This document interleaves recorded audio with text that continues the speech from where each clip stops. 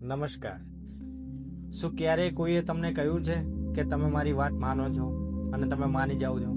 એ જ છે હિપ્નોસિસ, મગજને કાબુ લેવાની અદ્ભુત કથા. હિપ્નોસિસ એટલે એવી હાલત જેમાં તમારું મન જાગતું પણ નથી અને પૂરું સૂતું પણ નથી, અને આ સમયે તમે બહારની દુનિયાથી અલગ થઈ જાઓ છો અને આ તમારા સબકોન્શિયસ માઇન્ડમાં સીધો કનેક્શન થઈ જાય છે.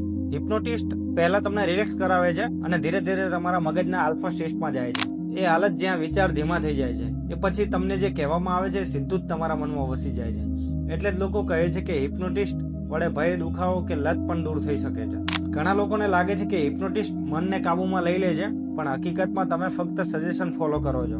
તમે જે નથી ઈચ્છતા એ હિપ્નોસિસમાં નહીં કરે. તો હા, હિપ્નોસિસ મનને કાબૂમાં લેતું નથી, પરંતુ તમારા મનના દરવાજા ખોલી દે છે.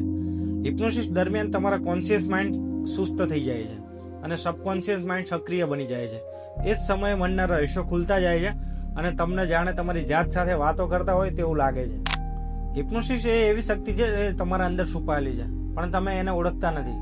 તમારા મન જો એટલું શક્તિશાળી છે તો વિચારો તમારી અંદર કેટલું રહસ્ય છુપાયું છે. જો મિત્રો આ વિડીયો ગમ્યો હોય તો લાઈક કરો, શેર કરો અને સબસ્ક્રાઈબ કરવાનું ભૂલશો નહીં. આભાર.